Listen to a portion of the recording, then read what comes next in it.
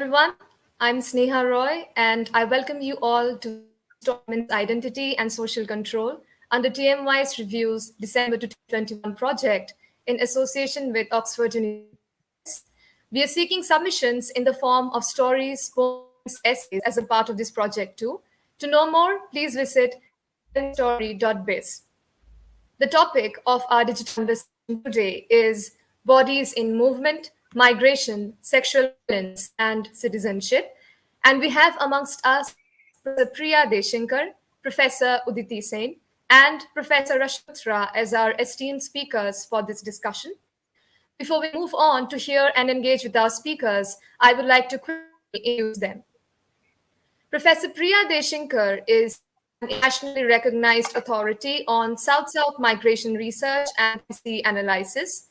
She has played a key role in influencing the global policy discourse on internal migration and development. She has provided expert advice to the Indian Ministry of Affairs on migration-related issues in the wake of COVID-19 and is currently participating in the policy dialogue on the new draft migrant labor policy. She teaches on the in migration and global development on topics ranging from the impacts of COVID-19 on migration, climate and migration, and generation, youth and child labor, forced migration, trafficking and human smuggling, as well as irregularity and migration. Dr. Deshinkar played a key role in developing an ME program on migration and global development at the University of Sussex, which is now in its fourth year and has continued to attract students from all over the world. Professor Uditi Sen is a historian of modern and contemporary India, particular interest in themes of migration, gender, memory, and identity. She has extensively researched the impact of partition of India, focusing particularly on the governance of refugees. Her work is influenced by postcolonial theory, the Subject Studies School, and feminist scholars. Conducting oral history research into the experiences of marginalized groups of refugees, Sen uses refugee reminiscences to understand how refugees policies and how memory impacts identity formation.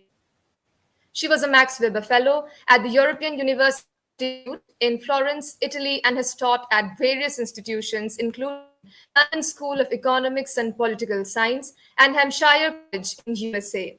In 2018, she joined the University of Nottingham as the Assistant Director of Liberal Arts. Professor Rashmi Luthra is Professor of Public Communication and Cultural Studies at the University of Michigan, Dearborn. Her work is published in the Oxford Research Encyclopedia of Communication, National Journal of Communication, Women's Studies in Communication, Communication, Culture and Critique, Knowledge, Creative Fusion and Utilization Gazette, International Journal for Mass Communication Studies, Feminist Formations, Feminist Issues, Communication Book, Journalism and Mass Communication Educator, and in several edited collections. We welcome you, professors. Thank you. Now, without any further ado, let's move on to hearing from our speakers on this. I would like to first welcome Dr. Priya Deshinkar to shed some light on it. Dr. Deshinkar. Thank you. Can you hear me? Yes, ma'am, you're audible. Okay. So you asked me a question about border controls and aggressive border policies and how feminist geography helps us to understand how people are navigating these new borders and controls, and how we need to understand their agency in that context as well. So you mentioned the term migration industry, which we understand a little bit differently in our field. So migration industry basically involves all the actors and institutions that make it possible for somebody to move, and it usually refers to the mediation of migration. But anyway, I will quickly dwell on what I feel feminist analysis brings to this whole area. So first of all, feminist analysis of bordering practices and laws allows us to examine how certain communities and groups of people are othered, and how territory is made. So the nature of territory making in the country. And by doing that, we can see how certain regulations and laws have become geopolitical instruments for defining who belongs and who does not belong in that particular territory. So, in that, national borders and who they should protect and serve are delineated, as well as who is a threat to the security and integrity of the nation. So, these approaches can be reinforced by popular imagery, stereotypes, and narratives, which kind of feed into those processes as well and further marginalize certain groups of people and other them.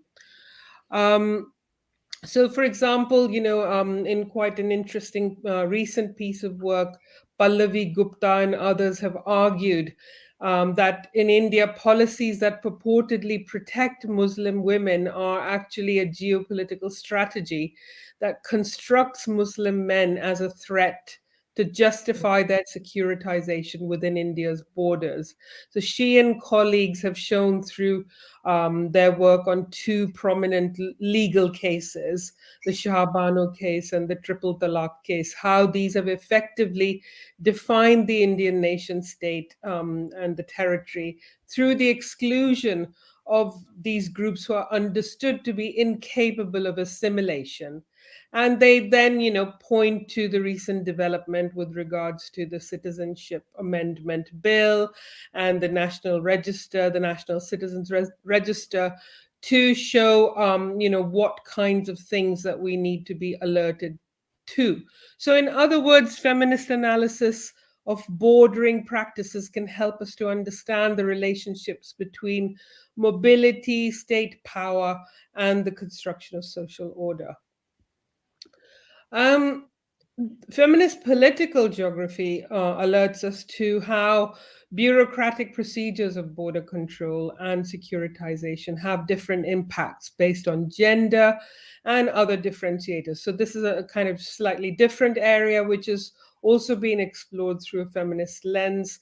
And this, for example, examines the implication of securitization and border control for increasing the risk of sexual violence. And we found in our research at the University of Sussex through the Migrating Out of Poverty Consortium, which I led for 10 years, that in Ethiopia, for example, women who are deported from the Middle East have a higher prevalence of experiencing sexual violence at the hands of authorities who are in charge of these bordering practices and deportations and detention and so on. Other research shows how detention policies create conditions for suffering and exploitation that affect women and men differently and also children differently, in fact. So, other areas where I feel feminist geographies have been instrumental for us to understand geographies of mobility is how certain occupations have developed to become more gendered and racialized, and how these draw certain segments of the population. So, for example, construction work and domestic work, even within borders, like within India, say, for example, or internationally. So, migration from Bangladesh to the Middle East or Myanmar to Singapore, these are very, very gendered and racialized occupations. And by looking at them through a feminist geography lens, we can understand why this happens, how certain identities are channeled into certain kinds of jobs and how those are produced and reproduced, how gender intersects with race, class, and other differentiators, and how these are all sort of developed and navigated through social spatial mobility. So, on the basis of that kind of understanding, we can start to interrogate the classic migration theories of push and pull, which simplify migration. They see it as a kind of uniform block of people moving from A to B without understanding these sort of relationships and power inequalities and how they shape mobility patterns. So I feel that this is a major contribution of feminist geographical understandings. and how segmented labor markets developed all across the world. I mean, if you look at who works in what kinds of jobs, you start to see some kinds of patterns. And typically, feminized jobs are ascribed a lower value, and people of color and women tend to occupy sort of less well paid jobs and pays, jobs that are at the lower end of the spectrum. How am I doing for time? I guess okay. I can't see anything on the screen. Am I okay for time or not? So the I, greatest, yeah, hello? I think you have 3 minutes more, definitely. Okay, thank you. Yes. The greatest contribution of feminist thinkers, to my mind, is to examine power inequalities within the household based on gender and age or generation. So they interrogate the concept of the household as a unified unit, where decision making is homogeneous and unified. So what they highlight is that there can be differences in the patterns of migration, decision making around migration, the access to resources for migration, and how it plays out, over the journey, in terms of sending back remittances, what kind of expectations are placed on the migrant. And this we unpicked a lot in our big research program across many different country contexts. So we see that the opportunities and constraints for male and female children are very different. And this is based around culturally ascribed gender roles, such as men or male children being providers or nurtured to be providers for their families, and females being expected to look after their parents and siblings. So these kinds of things intersect with migration processes, and of course the geopolitics of migration and border control as well. So I'll stop there. Thank you very much. Thank you so much for those extremely important insights. I think we could next call upon Dr. Uditi Sen to provide her insights on the same. Thank you so much for inviting me to this, and thank you, Priya, for your very, very stimulating kind of presentation. It's a hard act to follow, but I'll try. Uh, so, uh, so the question which I had been kind of given also as a prompt is, so my own work deals not with migration in general, but my own work deals with the impact of partition of India. And as a historian, therefore, I come into looking at partition, displacement, and migration. And indeed, sexual violence and sexual violence on the lives of women has been one of the major kind of areas of feminist scholarship into the partition of India. And so now we know, like, because of this feminist scholarship, now we know just how widespread it was, and how many women suffered and how many women also knew about this. So the question that relates to this is that, therefore, how, if we acknowledge, therefore, that born of this sexual violence, that there would be a sense of generational trauma, then how does memory look different, like if we look from a gender perspective, right? What I'm going to do in this presentation is actually push back a little bit against this question, because what my work has kind of revealed is that we actually have to, for those of us who look at migration, displacement, and are sensitive to women's experiences and gender, we have to kind of walk a thin edge, where yes, we have to bring to light how women's experiences might be gendered, might be different. We have to make sure that women's voices are included, but at the same time, it is important not to let women be compartmentalized into this kind of separate universe where somehow women's experiences exist free of the broader history or the broader project, right? And it also becomes important, on one hand, it is important to kind of break the taboo of talking about sexual violence, but on the other hand, it is also important to not equate women's experiences to sexual violence, or the threat of sexual violence, because as we know, that, particularly in the global south, is a particularly favorite trope of patriarchy, right?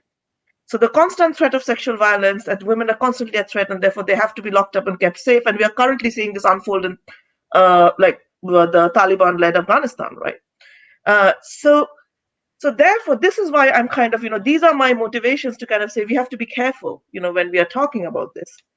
So let me kind of, given this approach, then let us see, like in terms of partition displacement, where were women?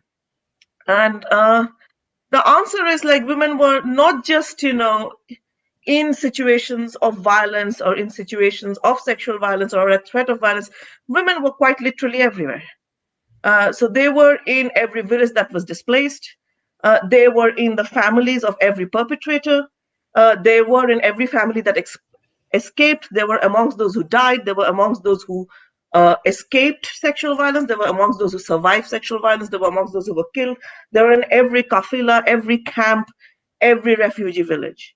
So what I'm kind of pushing towards is trying to look at, a spectrum of experiences, which indeed includes sexual violence. It definitely includes the threat of sexual violence. But if we start looking at this spectrum from women's perspective, we might, and kind of let go of any one perspective, we might start gaining a better understanding of how these experiences unfold and indeed are remembered. So what would gendered memory look like?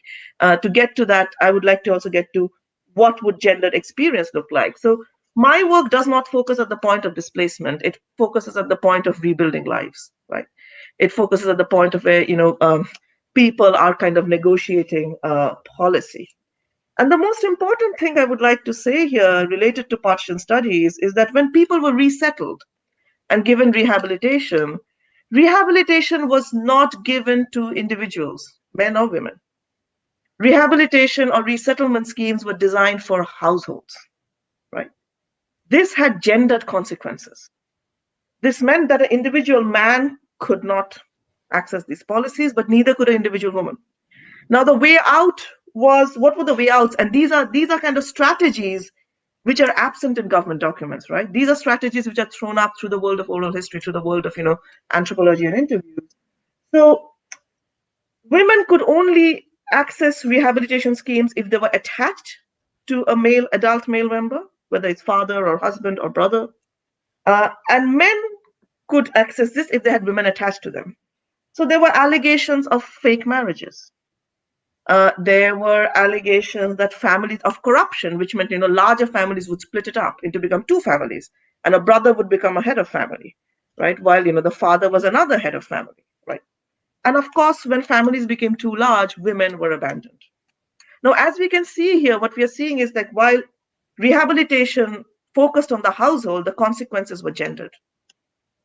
How men and women suffered exclusion was gendered, and the power they had to negotiate that exclusion also in a patriarchal society was gendered. Today, we are at a place towards modernization, and particularly kind of since 1992, where India signed on to kind of one of these international conventions on rights of women, and therefore make citizenship equally accessible by descent to both children of Indian men and women. I mean, until then, only Indian men could pass on their citizenship, right? Not kind of Indian mothers. Like these are kind of recent histories we often forget. But in this situation, therefore, it becomes important to ask, so what of the individual woman? What did the individual woman look like? What did the rights of the individual woman look like on the eve of partition where, the nation was just being created? It looked quite contradictory because the government, even as it couldn't imagine an individual woman kind of being able to resettle and kind of replicate and kind of pass on citizenship or create a life for itself, because these policies didn't exist, right? These individual women existed. They existed because of the scale of sexual violence, because of the way women had been abducted, because of the way, families had been decimated. So what the government did with these individual women was to name them unattached women. Quite literally, it's a governance category of governance, unattached women, and put them in permanent liability camps.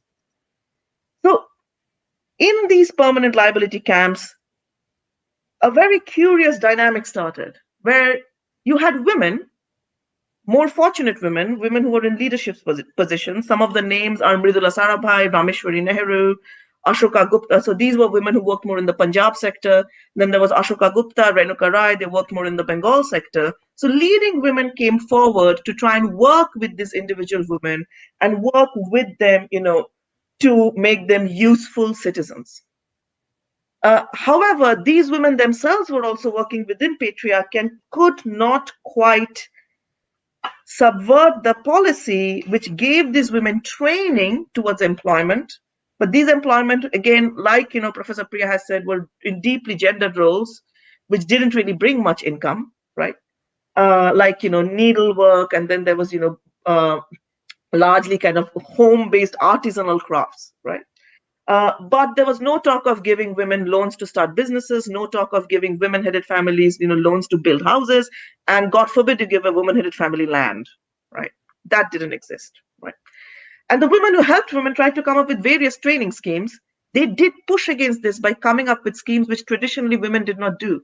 So they tried to train women in machine work, tried to train women in bookbinding. So the scale of work that was available to women did start expanding for individual women on the eve of partition, but some barriers of patriarchy remained.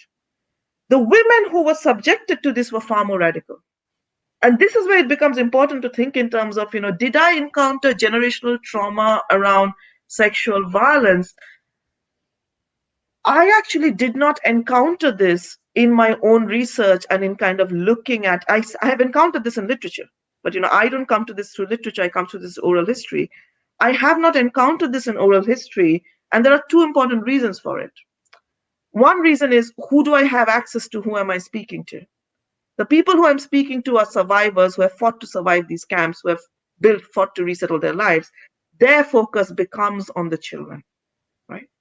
So the government's vision of women being resettled was, let's marry them off. The women's vision of being resettled was, have we managed to settle our children, right? So they did subvert this kind of patriarchal notion of what a woman's resettlement was.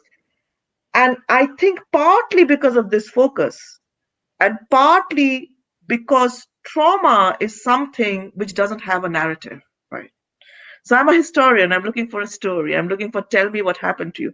Trauma is that which is silenced.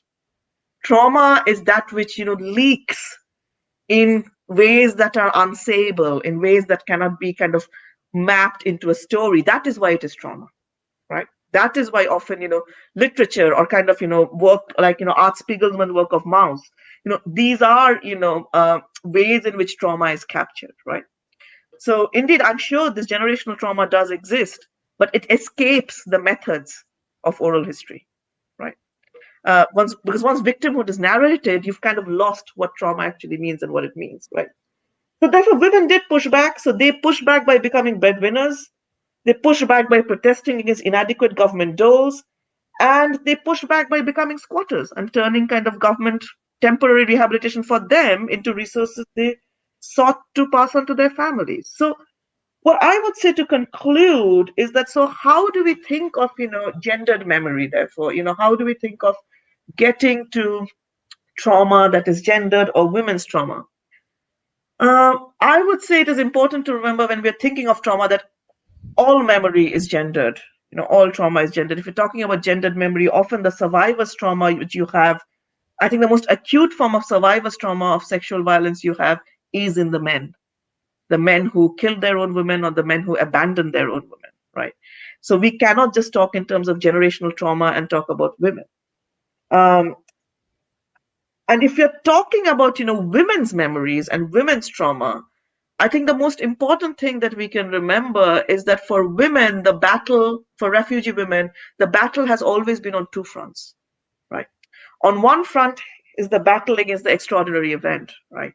The event of displacement, the original violence or the original violation, which is often gendered and sexualized, right?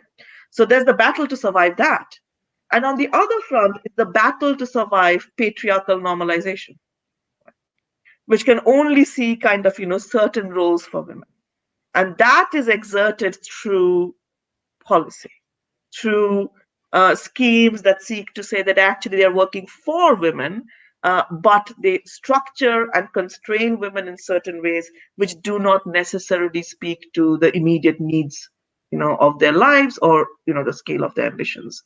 Um, yeah, so I'm going to end there, and hopefully I was in time. Thank you so much. It's really like there's so much to learn and unlearn from your words, and it's really been great to hear you talk about these important things. I think we next move on to Professor Rashmi Luthra, who too would definitely have wonderful insights for us. Professor Luthra, please go ahead. Thank you. Let me lead by saying, by the way, can you hear me properly? Okay. Yes, ma'am. Let Could you me please speak up a bit, a little bit? a little bit louder, did you say? Yes, ma'am. It's fine now. Yes. It's okay now? Yes. Okay. I might be a little bit older than the others. I might have to speak up a little bit. But I wanted to lead by saying that I come to this with great humility because I mean the I have learned already so much from Priya and from Uditi, because what you have said, your work, I will admit, at the very beginning, goes very deeply, into these issues. You have spent so much sweat and time, and I come at this from, a different vantage point, and perhaps then, the partition has only been one of my sort of foci. I mean, there have been many different ones. So I think that you do come at it with greater depth. So I just want to start with that sort of humble apology that what I'm going to say is based on my situation as a scholar of media, of discourse, of ideologies, and so on. But I have neither conducted the kind of oral histories or done the policy work that the previous speakers have. But what I have done is a lot of discourse analysis over my career. So and in fact, let me also say that everyone spoke from their heart and spoke contemporaneously. I do have notes that I'm going to speak from just to focus myself, but then I hope to, later on engage in a more sort of free form way. So let me start also by saying that I did lean on the gathering of oral histories by others. I also did lean on literature written by others as I was piecing this together. And I did it in a patchwork sort of way, like a quilt, making of a quilt. I started with my mother's narratives because I grew up hearing the stories of my family on the partition and their experiences. So I started with that to try to connect to literatures and to oral histories to see what this mosaic represents and what we need to think about. So this is where I'm coming from. So the counter narratives to the official histories and ideologies, especially of nationalism, are crucial in imagining different and better futures. With the resurgent nationalisms that we are seeing today, including in India, these are more important than ever.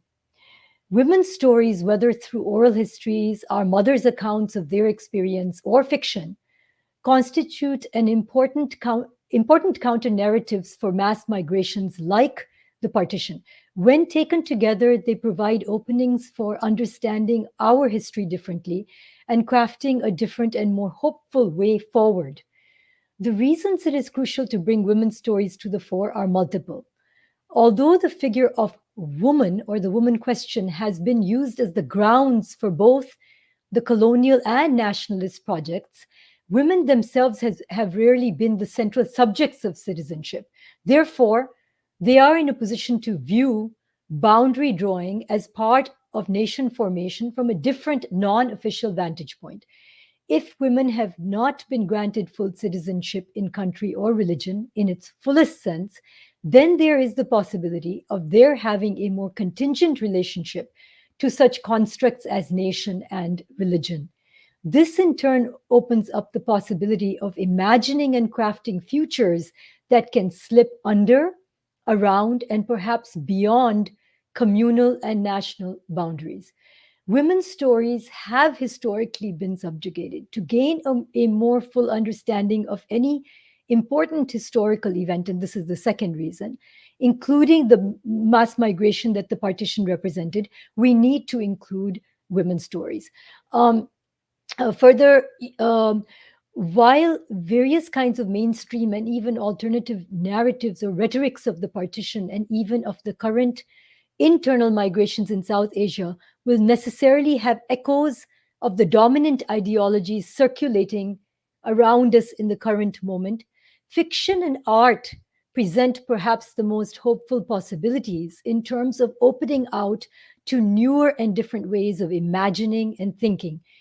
In my article on the partition, I found that fiction became a home for fully elaborating on women's pain during an event such as the partition, but also for exploring the ways women were violated not only by men of the other community, but by men of their own community. Fiction also offered a home for going beyond the binary construct of women during the partition as either being victims or martyrs. Women negotiated their situation in creative ways, ways anchored in their own ground level realities and desires. For example, they sometimes found a way to have pleasurable lives after abduction. As another example, they sometimes refused repatriation after abduction. They sometimes, in fact, used the instability of the moment to exercise their desire for men of the other community on occasion. Um, so the oral histories of that of social workers gathered, by Menon, Bhasin, and many others, but also fictional renditions, and I should add, of course, by our esteemed speaker here today, Dr. Sen. So the oral histories, but also fictional renditions make space for these other ways of seeing and understanding women's relationship to the partition, but also ways of seeing not subsumed by the national narrative. And so the significant, I also wanted, should I be answering then the question as well that was posed, or should we leave that to later? The question that was posed. And the idea was to leave it for later, and it would be great if you would explicate on what you were already speaking on, so that we could listen to you hear about it after some time when we have the question answer segment. Right. I might have done this a little too quickly, so I will elaborate, more extemporaneously. But to give a sense, how many more minutes do I have? Probably quite a few, correct? Can you remind me how many more minutes I have, please? Around 3. 3 minutes, is it? Yes. Okay. So, I really connected with a lot of what was said, because on the one, so the other thing that I did want to add is that not only do we have to be keen, there's this double-edged sword where not only are we, seeking to bring to the fore subjugated discourses, voices, understandings, so we can get a more complete sense of the event itself, the history itself. But we also have to be constantly, keenly aware of how particular aspects of these discourses become deployed then and become the grounds for projects that are continuing. And both, previous speakers did refer to this aspect, which, is we have to be very attentive to how women's pain, the idea of women's sexual violence, how this does then become parlayed for projects that are very troubling in the current moment. And this also relates to earlier comments of, we cannot compartmentalize the idea of women's sexual violence, because when that occurs, then it becomes, the discourses themselves, the rhetorics themselves become open to being deployed by projects that we must keep on critiquing. And the ones I think that we've become currently very attentive to are the nationalist projects, and which are happening not just in India but in many different countries today, but also the communal aspect that has been given has been given permission, right, and has been given sort of an opening in the current juncture, so that these voices then not become parlayed. So it is this double-edged sword of giving space, but also being attentive to the utilization of these for projects that are very troubling.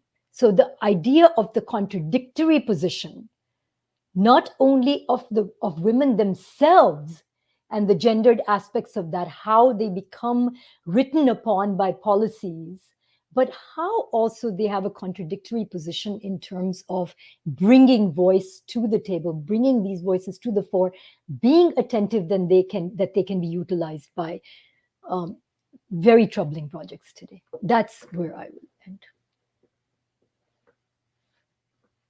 Thank you so much, ma'am. Thank you so much for the wonderful insights again.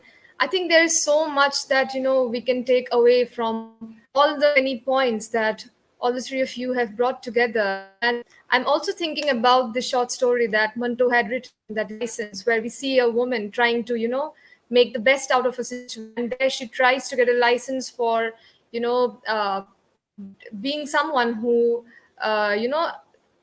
takes forward the reins in her own hands, and then she drives a rickshaw in that story, whereas women were actually denied the right to do so. So what I'm thinking about right now is this idea which Professor Uditi Sen had also brought up, that is the idea of subversion despite the stronghold of patriarchy through official authorities too. So I'm thinking about this fact, whether this same sort of vision could also be seen in the many memorialization techniques used by women, and what can we then gather from these things.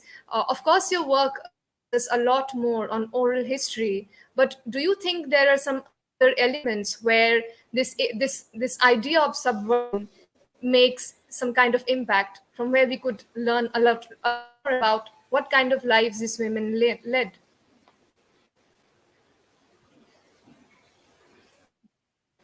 The idea of Thank, subversion. yeah. So thank you, Sneha. If I can kind of take that question, in terms of, so if I understand it correctly, is that that how really do women remember when they do remember partition or dislocation, or their own kind of experiences? Um, Yes, ma'am. what is really interesting is that there are big generational divides, and in terms of women remembering, women often remember also through their own autobiographies, right? Um, or we encounter women remembering in particular cases of oral history interviews. So in autobiographies, if you're looking at the memories of adult women who were adult during the time of partition, women in their 30s, 40s, 50s. So these were we are talking about women who were born anytime between kind of the 1900s to 1930s, right?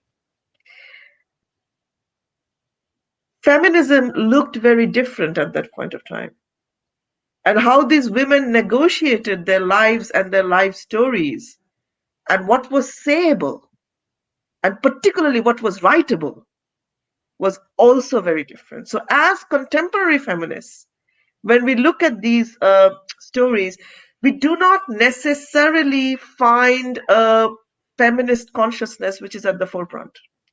We do not necessarily find a very kind of gendered way of speaking. What you find is a very constructed way of remembering, where the women are struggling to stay true to themselves, as in stay women, and stay true to how much family and the world of commitment to family made up a section of their lives, while at the same time also believing that what is really important about their lives is the fact that they met Gandhi, or the fact that they did this for the nation, right? So there is a kind of way of remembering where women are not remembering in isolation. They're remembering speaking outward to a society which they don't just believe to be patriarchal, they know to be patriarchal, right? So women censor in important ways in the way they kind of share their memories. Now, this shifts quite a bit when you have a situation where actually feminist scholars are out there doing oral history. And this is where, feminist scholars often find a pushback from their respondents as to why do you want us to talk about that? Why is this important, right? Why kind of, dredge up these old stories, or a complete confusion that, that I've seen this in my response, that why do you think my life is important? And what do you want me to talk about? What I did what every other woman did. Like what? So there is this confusion. So what I would say is that a gendered remembering which is subversive is often co-authored, particularly if you're looking at my time period, right? And I think the responsibility, therefore, falls on us, that when we are looking at memory, when we are looking at autobiography, to be attentive to the silences, to kind of to read between the lines, to kind of look at what are the kind of obvious silences, right? So so this was so this is kind of something which is, and it's important to also to realize that that our strategies of negotiating patriarchy may not be the same as the generation we are looking at. Because my own experience of this research is often a sense of frustration.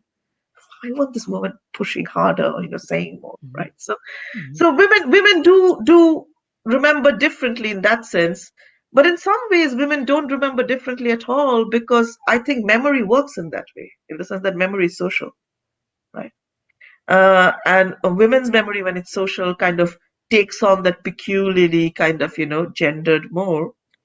Um, but there is one important way in which kind of women remember, which is subversive even without women wanting to be, as in it preserves and it brings to light certain aspects of experiences or certain movements which have deemed to have been too unimportant to have found place in any form of record keeping, right?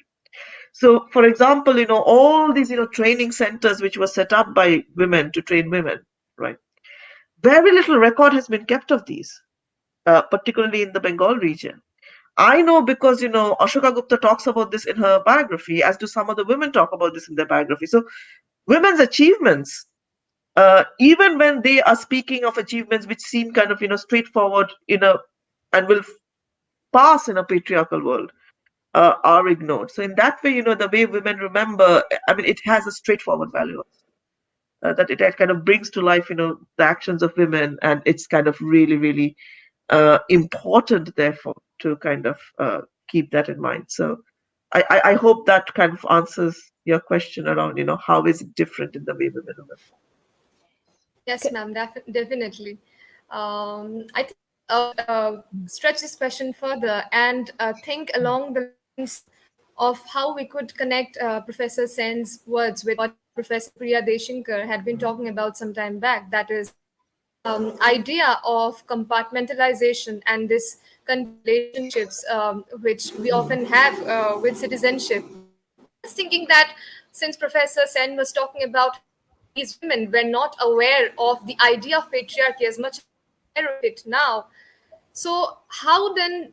What are your opinions about when we think about the kind of overwhelming presence of discourse in our current lives? We have critical race theory, which has had a lot of controversy related to it, whether it should be there in curriculums or not, whether it too compartmentalizes experiences of people belonging to racialized backgrounds. So how do you think that critical race too in many ways compartmentalizes experiences of people belonging to marginalized communities? I would really like to get to know insights from the three of you and what you think about the same. Maybe I should just respond quickly in relation to what Uditi said.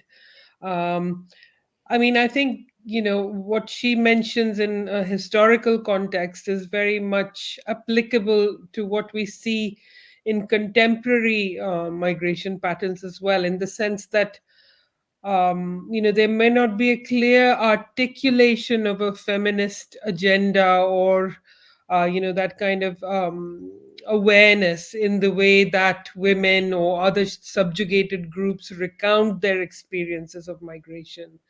They may not analyze them, even though they may feel exploited, and they may wish to have their experiences noted.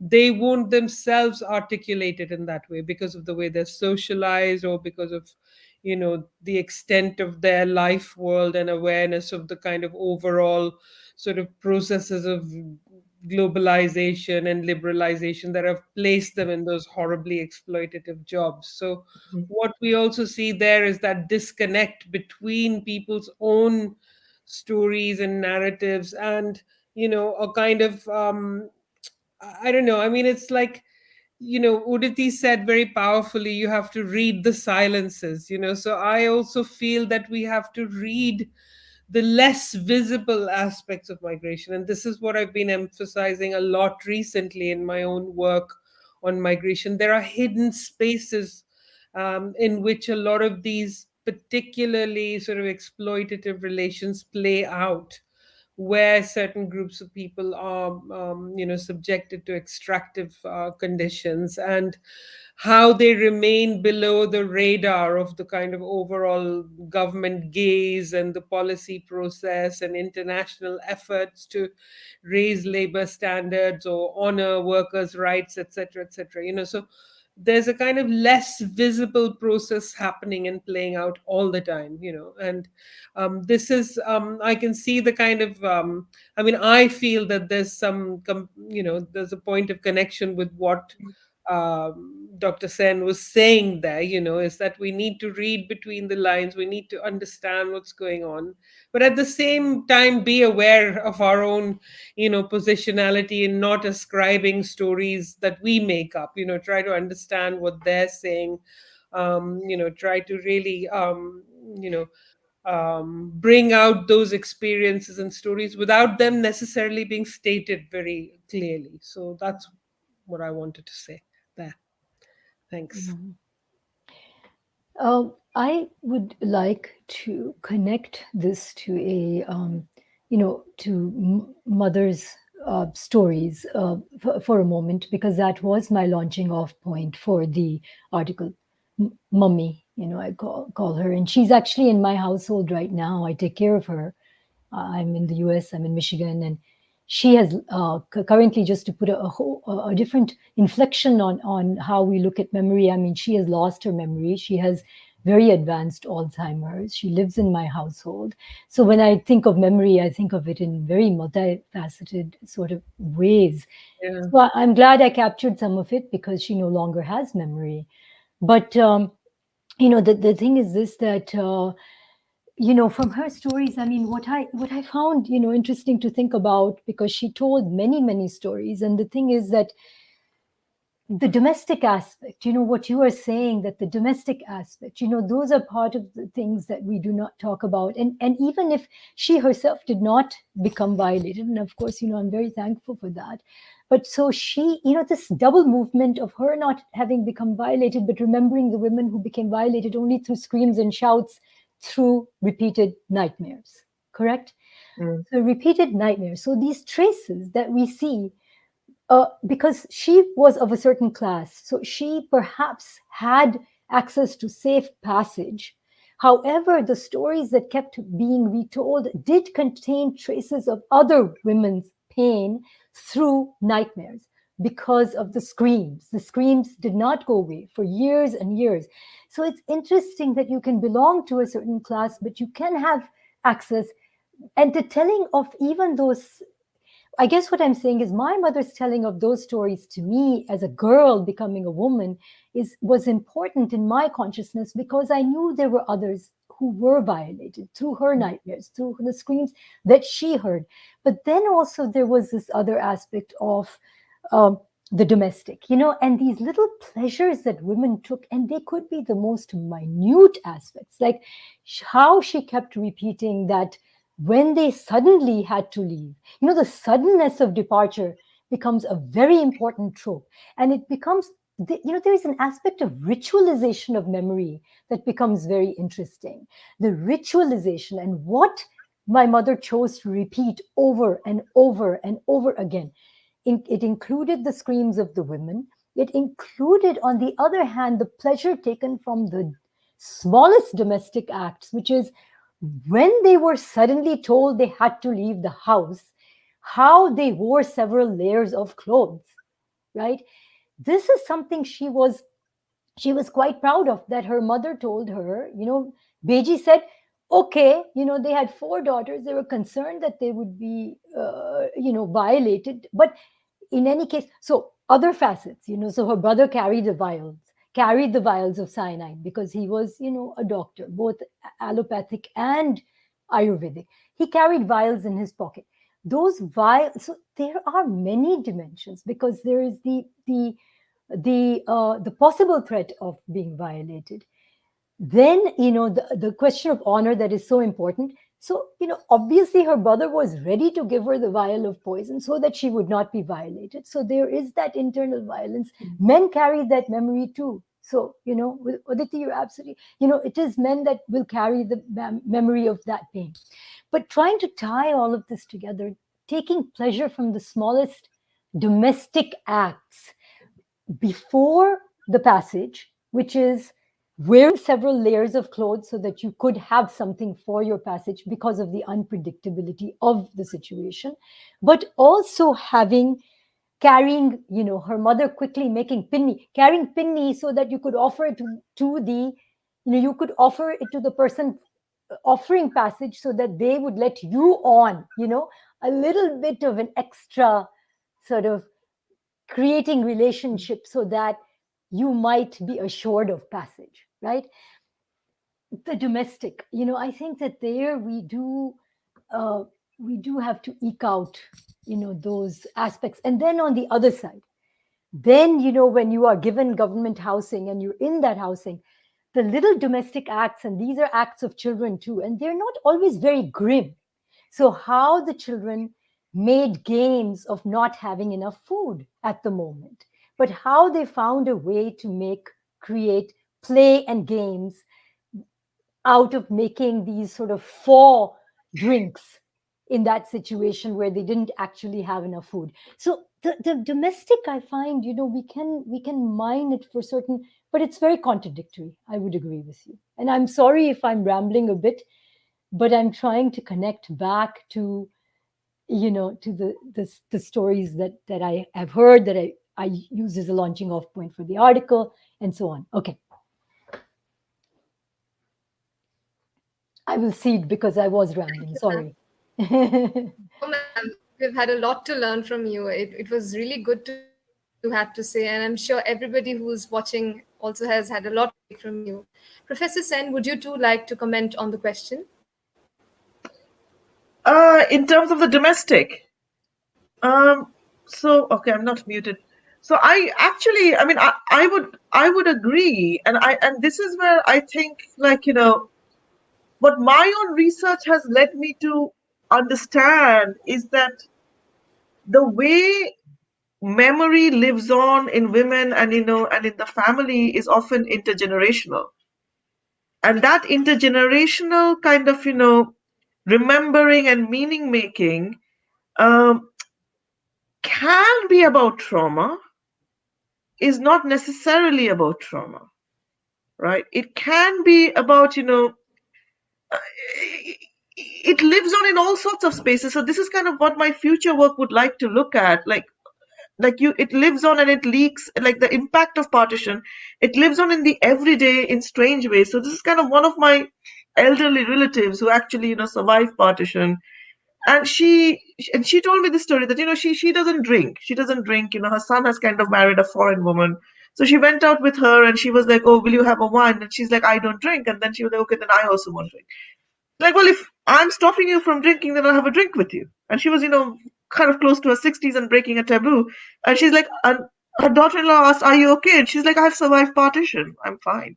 Right. So it's like, and she did survive that crossing. She was left behind on her own because she had to pass her exam. So, families took decisions. She has memories of certain nights and traumas. And it is often unpredictable as to at what point women will, mobilize this, right? So that survival can become trauma. That survival can also become a resource. It can become a family joke. It can become, a kind of a shared memory, which kind of paradoxically is a place of comfort. Like even with those games, so it's so I think there's an entire spectrum here. If we are talking about, survival and negotiation, and so I think, which is not to say it's not kind of born of a certain form of victimhood. So overall, what I would say, and I think what all of our topics are saying, is that it should be possible to analyze that how people and women particularly are victimized by structure without reducing them to abjection, without reducing them to this joyless suffering creatures who think of themselves only as victims, because that is not human nature. Like, it should be possible to critically speak of victimhood while also celebrating the resources the women use or victims use, which at times is denial. At times it's songs, at times it's stories, at times of disidentification, right? So because that is the sign of the human spirit, right? So I think, and this is what, oral history and even the kind of, contemporary work which, Dr. Deshingkar is talking about, that, that you don't always get women agreeing to this narrative. And I think, um, so I think survival, negotiation, looking forward, so that would kind of actually be my uh, instinct, that these are all kind of, offer peace in the way, women negotiate the world. And even as we critically analyze this, we need to kind of be respectful of and kind of value this, even if we might fondly laugh at kind of an elderly relative says, of course I will drink because I survived the partition. Like, there she goes again, right? So that is often happens in kind of in partition families, right? It lives with us in the everyday. Thank you, ma'am. I think the biggest takeaway that we can therefore take away from this discussion is the fact that in many ways, in talking about the partition, we have also sort of created a partition in the kind of narratives we have created around this entire from history. And I think Dr. Luthra put a very important word in the beginning of the discussion, that is the word patch. And I think patchwork of experiences is what would create a more holistic idea of the partition and whatever the kind of experiences women had to go through during those times. So I would like to thank all the three of you, Professor Sen, Professor Luthra, and Professor Deshinkar, for spending your time here, giving us such wonderful insights. And we have truly had a lot to take away from this session. So thank you so much for your wonderful time. And with this, we have come to the end of today's panel discussion. Thank you. Thank Thank you, Sneha. you. Thank you. Thank you. Thank you Thank so you. much. Nice